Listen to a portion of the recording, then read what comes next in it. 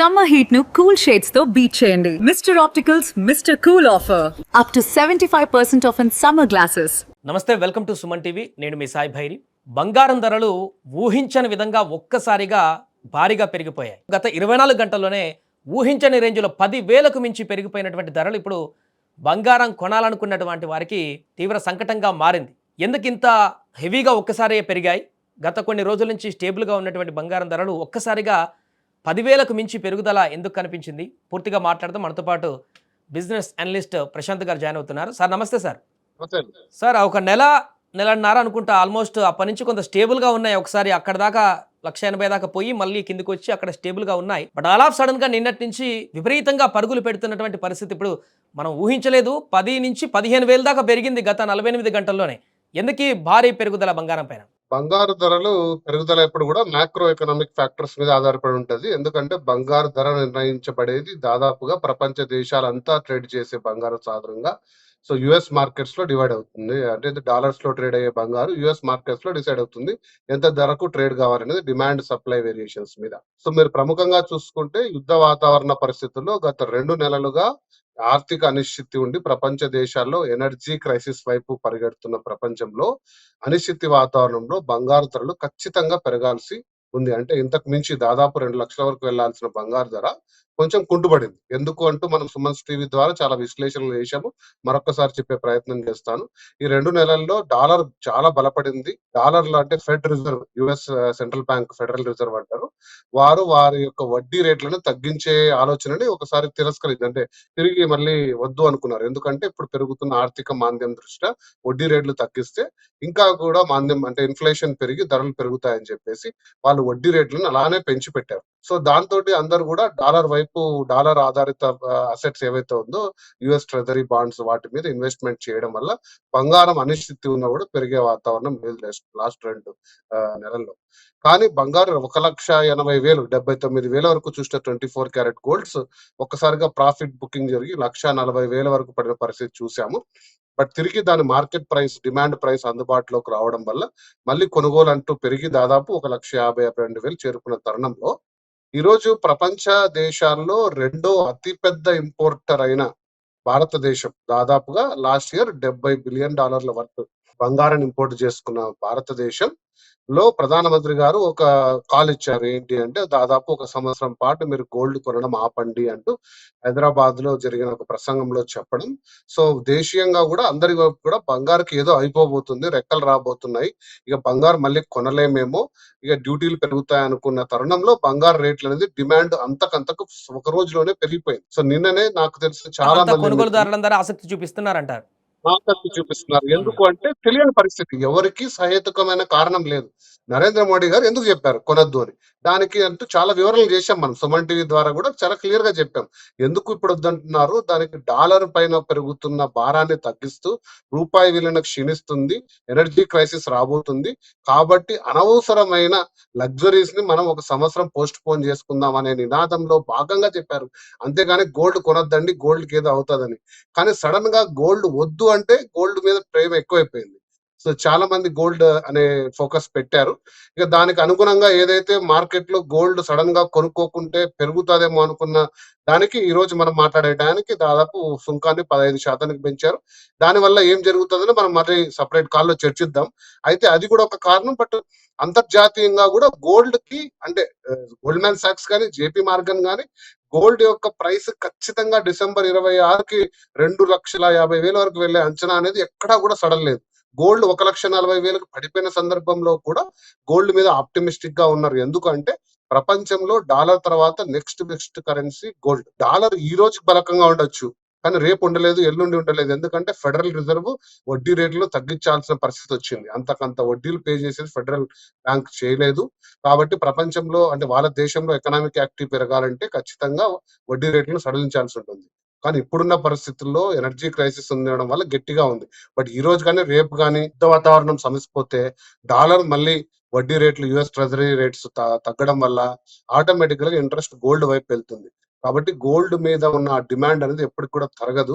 ప్రపంచ వ్యాప్తంగా గోల్డ్ అనేది ఇప్పుడు ఒక ప్రధానమైన ఇన్వెస్ట్మెంట్ సోర్స్. స్టాక్ మార్కెట్ లో ఎలా అయితే ఆసక్తి మీద ఇంట్రెస్ట్ కొంటారో ప్రపంచ దేశాల్లో ఉండే అన్ని యుఎస్ స్టాక్ మార్కెట్ అయితేనేమి, ఇండియాలో అయితేనేమి ఏ మాత్రం తగ్గని రీతిలో గోల్డ్ ని ఒక ఇన్వెస్ట్మెంట్ సాధనంగా లాస్ట్ ఇయర్ అంటే 2025 నుంచి మార్చేశారు. ఎందుకంటే 2025 జనవరి తర్వాత మీరు ₹100 గోల్డ్ కొనంటే ఈరోజు ₹200 డబుల్, ఎగ్జాక్ట్లీ డబుల్ అయ్యే పరిస్థితి ఒక సంవత్సరంలో. అంత ఈజీగా ఏ ఇన్వెస్ట్మెంట్, అది కూడా మోర్ సెక్యూర్డ్ గోల్డ్. ఒక ఎమోషనల్ అండ్ కల్చరల్ వాల్యూ కూడా ఉంటుంది. మీరు ఒక ఆర్నమెంట్ ఇంటికి తెచ్చుకుంటే ఇంట్లో వాళ్ళు హ్యాపీ ఫీల్ అవుతారు, లేడీస్ హ్యాపీ ఫీల్ అవుతారు, పెళ్లిలో మంచిగా అందంగా రెడీ అవుతారు. అలాగే రూపాయికి రూపాయి వస్తుంది. ఇంతకంటే ఒక ఎమోషనల్ అండ్ కల్చరల్ అసెట్ ని మీరు ఏది కొనుక్కోలేరు. కాబట్టి గోల్డ్ అనే డిమాండ్ అంతకంతకు పెరుగుతూనే వచ్చింది. ప్రపంచ దేశాల్లో కూడా అందరూ ఆసక్తి చూపించారు. బ్యాంకులు కూడా విరివిగా కొన్నాయి. అటువంటి గోల్డ్ ఖచ్చితంగా కూడా ఇంకా రెక్కలు పెట్టుకొని పెరిగే అవకాశమే ఉందండి. తగ్గే అవకాశం అయితే కనపడట్లేదు.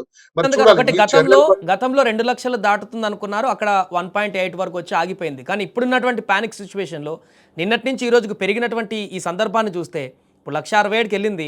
ఇంకా 2-3 రోజుల్లోనే 2 లక్షలు దాటేటువంటి పరిస్థితులను కూడా ఏమైనా చూడొచ్చా ఈ పానిక్ సిచ్యువేషన్లో?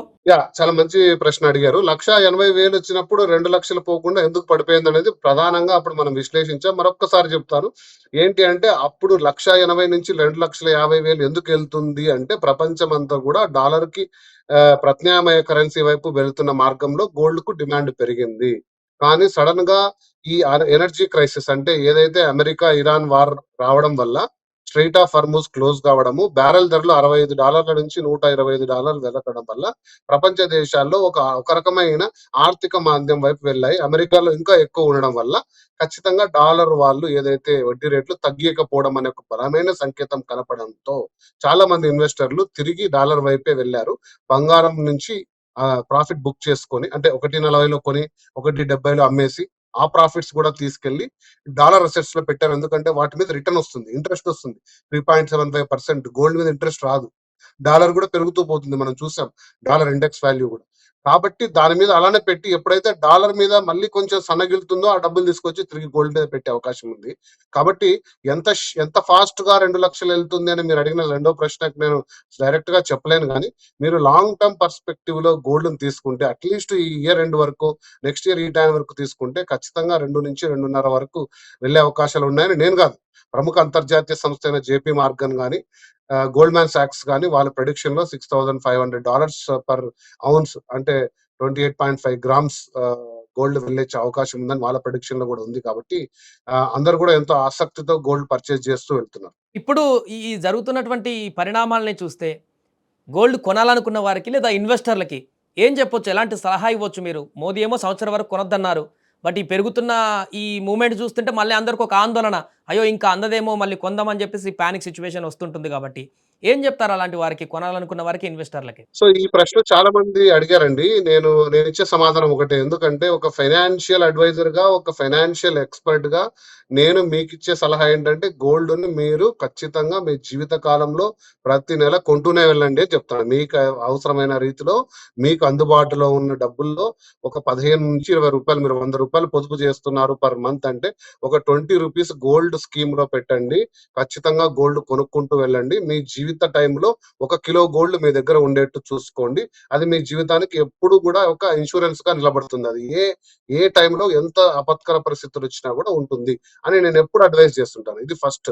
ఇది ఎప్పుడు ఆపొద్దండి. సెకండ్, ఇప్పుడు ప్రధానమంత్రి గారు గోల్డ్ కొనొద్దండి అని మనం ఎవరిని కూడా డిసప్పాయింట్ చేయడానికి చెప్పలేదు. మీరు నేషనల్ ఇంట్రెస్ట్ చూడండి.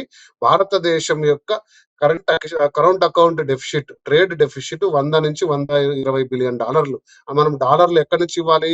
మన విదేశీ మారక ద్రవ్య నిల్వలు, ఫారిన్ ఎక్స్చేంజ్ రిజర్వ్ లో మనం పొదుపు చేసుకున్న దాంట్లో నుంచి డాలర్లు ఇవ్వడం వల్ల రూపాయి వాల్యూ క్షీణిస్తూ క్షీణిస్తూ పడిపోతుంది. మీరు ఇప్పుడు అవసరమైన పెట్రోల్, డీజిల్ మనం కొనక మానము. అవసరమైన ఫర్టిలైజర్స్ కొనక మానము. మన డిఫెన్స్ పరికరాలు కొనక మానము. మరి బంగారం అయితే తప్పే పరిస్థితి అయితే లేదు కదండి. కొంచెం పోస్ట్ పోన్ చేసుకోండి. నేషనల్ ఇంట్రెస్ట్ ని మీ పర్సనల్ ఇంట్రెస్ట్ మీద పెట్టండి. నాన్ ఎమర్జెన్సీ అసెట్స్ మీద ఆసక్తి తగ్గించండి అన్న పిలుపు. అది ఎలా అర్థం చేసుకోవాలంటే అది ప్రతి ఒక్క ఇండివిజువల్ చాయిస్ అండి. అది నేనిచ్చే సలహా కాదు. నేను ఫైనాన్షియల్ అడ్వైస్ ఇవ్వగలను. ఎప్పుడు కూడా భారతదేశానికి నేషనల్ ఇంట్రెస్ట్ మీరు పెట్టండి అంటే ప్రధానమంత్రి గారి సూచనని పాటించండి అని నేను చెప్తాను. కానీ ఇక అది పర్సనల్ చాయిస్ అండి. ఎందుకంటే ఇది నేను కూడా చెప్పాను. నిన్న మొన్న విశ్లేషణలో చెప్పాను. ఇలా చెప్తే ఎవరు వినరండి. ఖచ్చితంగా సుంకాలు పెంచితే తప్ప వేరే మార్గం లేదు అంటే ఈ రోజే సుంకాలు పెరిగాయి. సో మరి దీనికి ఎలా రియాక్ట్ అవుతారు? ఎందుకంటే ఒక 10-15% ప్రైసెస్ పెరిగిపోతున్నాయి. అంటే ఆల్రెడీ అంతర్జాతీయంగా పెరుగుతున్న గోల్డ్ ధర మీద భారతదేశంలో అదనంగా 15% సుంకము ప్లస్ మన రూపాయి వాల్యూ క్షీణించడం వల్ల డాలర్ వాల్యూ పెరుగుతుండడం వల్ల ఆ పెనాల్టీ వెరసి ఒక 20% భారతదేశంలో బంగారు ప్రియం కాబోతుంది అంతర్జాతీయ మార్కెట్ కంటే. కాబట్టి ఈ పరిస్థితులు సమీక్షించే వరకు అంటే 2025 బడ్జెట్ లో ఈ గోల్డ్ యొక్క కస్టమ్ డ్యూటీని తగ్గించారు 15% నుంచి 6%. ఎందుకంటే స్మగుల్డ్ గోల్డ్ ఎక్కువ అయిపోతుంది కాబట్టి తగ్గించారు. మరీ తిరిగి ఒక 1 year వరకు ఇది తగ్గించే పరిస్థితి ఉండకపోవచ్చు. కాబట్టి మీరు కొనుక్కుంటుంటే బహుశా పెద్ద మొత్తంలో అయితే ఒక 6 నెలల నుంచి 12 నెలలు కొంచెం వెయిట్ చేయడం బెటరు. ఇక తప్పదు, పెళ్లిళ్ళు ఉన్నాయంటే నాకు తెలిసి బంగారు మ్యానుఫ్యాక్చరింగ్ వాళ్ళందరూ కూడా లైట్ వెయిట్ జ్యువెలరీ వైపు చాలా పరుగులు పెడుతున్నారు. టెక్నాలజీని వాడుకొని 30 గ్రాముల్లో చేసే హారాన్ని దాదాపు 10 గ్రాముల్లో చేసి అదే లుక్ని తీసుకొస్తున్నారు. మేబీ అటువంటివి కూడా కన్సిడర్ చేయొచ్చు. Right sir, thank you so much. అది ప్రస్తుతము విపరీతంగా గత 48 గంటల్లోనే బంగారం పరుగులు తీయడానికి గల కారణాలని చెప్పడం జరిగింది. భవిష్యత్తులో కూడా ఇంకొద్ది రోజులు ఈ పానిక్ సిచ్యువేషన్లో పెరగొచ్చు, కానీ ఆ తర్వాత మళ్ళీ స్టడీగా ఉండేటువంటి అవకాశం ఉందంటూ కూడా వారు చెప్తున్నారు. చూద్దాం రాబోయే రోజుల్లో బంగారం ధరలు ఇంకే రకంగా మారబోతున్నాయి.